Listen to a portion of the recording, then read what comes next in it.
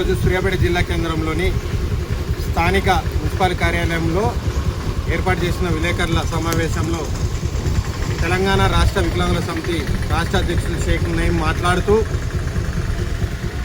Congress party 2023 డిసెంబర్లో ఇచ్చినటువంటి వికలాంగులకు ఇచ్చినటువంటి హామీలను వెంటనే అమలు చేయాలని డిమాండ్ చేస్తున్నాము.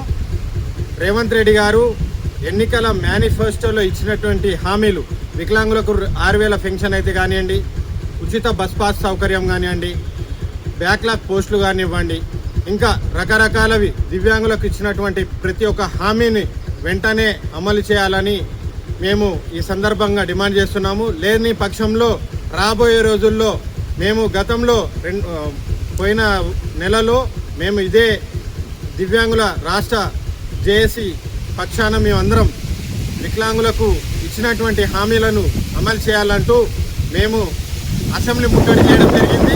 అదేవిధంగా ఇందిరా పార్క్ దగ్గర మహాధర్నా నిర్వహించడం జరిగింది. రాబోయే రోజుల్లో రాష్ట్రంలో ఉన్నటువంటి వికలాంగుల సంఘాలు అన్నింటినీ ఏకం చేసుకొని ఆల్రెడీ జేఏసీ ఏర్పాటు చేశాము.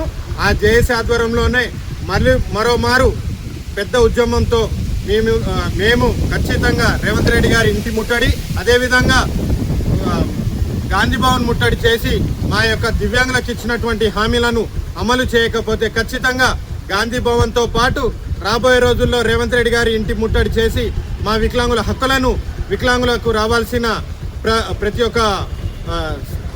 ఒక్క లబ్ధి పథకాన్ని మేము ఖచ్చితంగా సాధిస్తామని ఈ సందర్భంగా తెలియజేయడం జరిగింది.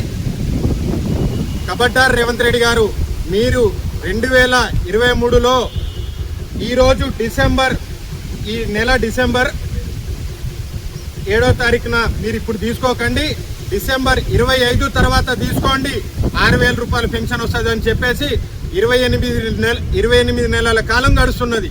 ఈ రోజు వరకు ఒక చేతగాని ప్రభుత్వం నడుపుతూ, దద్దమ్మ ప్రభుత్వం నడుపుతూ ఈరోజు దివ్యాంగులకు ఇచ్చినటువంటి హామీని అమలు చేయలేని ముఖ్యమంత్రి, నువ్వు దిగిపోతే వేరే చేతనైన ముఖ్యమంత్రి వచ్చి వాటిని అమలు చేస్తాడేమో.